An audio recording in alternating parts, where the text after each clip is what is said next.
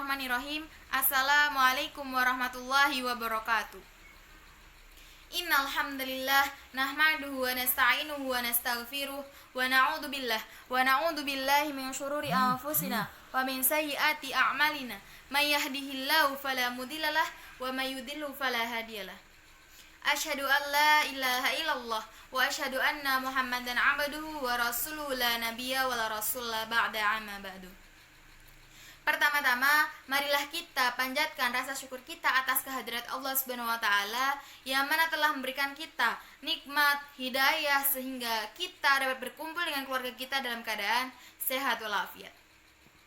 Kedua kalinya, tak lupa selawat serta salam tetap kita curahkan kepada junjungan Nabi besar kita, Nabi teladan kita, Nabiullah Nabi Muhammad sallallahu alaihi wasallam, yang mana telah membawa kita dari zaman gelap gulita menuju zaman terang benderang seperti zaman sekarang ini.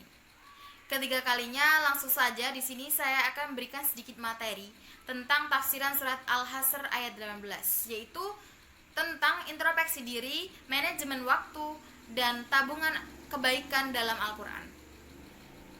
Kesuksesan kita sebagai seorang umat Islam akan dilihat dari bagaimana cara kita melakukan beribadah kepada Allah Subhanahu wa taala. Tidak ditentukan dari seberapa sering kuantitas ibadah kita, namun lebih pada kualitas ibadah yang dikerjakan dan efek setelah melakukan ibadah tersebut. Islam memiliki pedoman yang menuntun umatnya agar selalu mengatur segala bentuk kegiatan dengan baik, teratur, dan disiplin. Entah itu kegiatan yang bersifat duniawi ataupun yang bersifat ukhrawi. Beberapa pepatah dan peribahasa banyak sekali yang memberikan pesan betapa pentingnya kepedulian kita kepada waktu dan kedisiplinan. Seperti waktu adalah uang, waktu yang hilang tidak akan ditemukan kembali, dan masih banyak yang lainnya. Menjelaskan betapa pentingnya introspeksi dan menghargai waktu yang diberikan Allah kepada kita dengan melakukan hal-hal baik dan yang bermanfaat. Salah satu ayat yang sangat relevan untuk dijadikan pedoman kesuksesan dunia dan ukhrawi kita terdapat dalam surat Al-Hasr ayat 18. Allah berfirman, Bismillahirrahmanirrahim, Ya ayyuhalladzina amanu taqullaha wal tanzur nafsum ma qaddamat ligat wattaqullah innallaha khabirum bima ta'malun. Wahai orang-orang yang beriman, bertakwalah kepada Allah dan hendaklah setiap orang perhatikan apa yang telah diperbuatnya untuk hari esok di akhirat, dan bertakwalah kepada Allah, sungguh Allah maha teliti terhadap apa yang kamu kerjakan. Dalam tafsiran Ibnu Katsir menjelaskan takwa sendiri diaplikasikan dalam dua hal, menepati aturan Allah dan menjauhkan diri dari larangan-larangannya. Jadi tidak bisa kita mengatakan saya telah menegakkan sholat, setelah itu berbuat maksiat kembali. Karena makna takwa sendiri saling bersinergi, tidak bisa dipisahkan. Begitu pula penjelasan Al-Qurtubi yang menyatakan bahwa perintah takwa pada ayat ini bermakna bertakwalah pada semua perintah dan larangannya dengan cara melaksanakan kewajiban-kewajibannya yang dibebankan oleh Allah kepada diri kita sebagai orang yang beriman, dan menjauhi larangan-larangan Allah yang secara keseluruhan harus kita tinggalkan dalam seluruh aspek kehidupan kita. Sebagai seorang yang beriman, tentu kita harus memiliki komitmen untuk bertakwa kepada Allah. Karena dalam rangkaian ayat ini, perintah takwa hanya diperuntukkan kepada orang yang telah beriman. Apabila dia belum beriman ataupun tidak beriman, terlebih dahulu dia harus beriman dulu, kemudian bertakwa.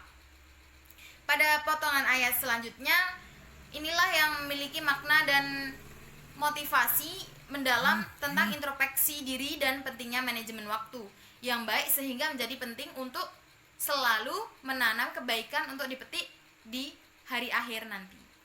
Allah berfirman, wal tanzur nafsum ma qaddamat lighad, dan hendaklah setiap orang perhatikan apa yang telah diperbuatnya untuk hari esok di akhirat.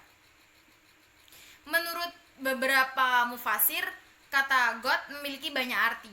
Al-Qurtubi menjelaskan yang dimaksud dengan kata tersebut adalah hari kiamat.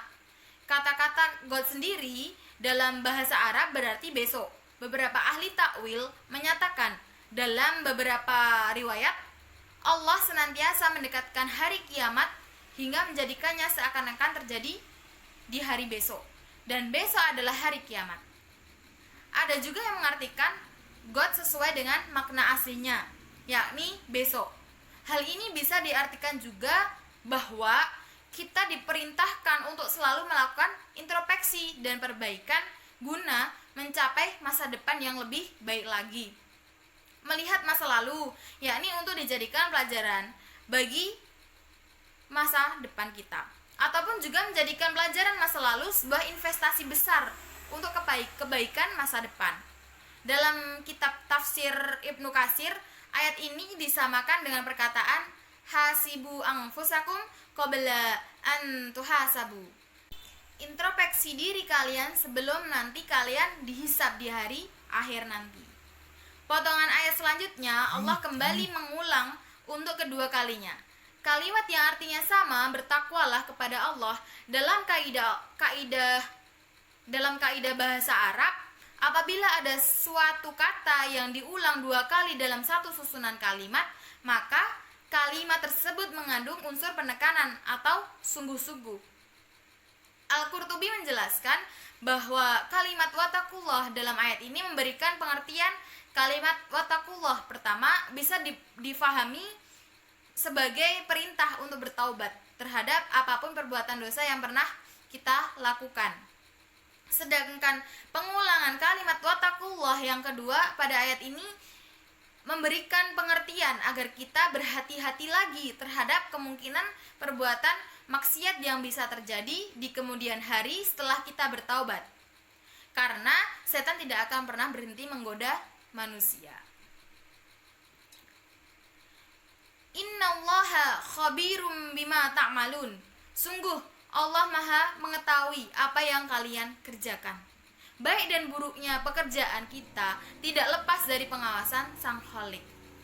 Nah, cukup sekian sedikit materi yang dapat saya sampaikan. Bila ada salahnya mohon dimaafkan. Wassalamualaikum warahmatullahi wabarakatuh.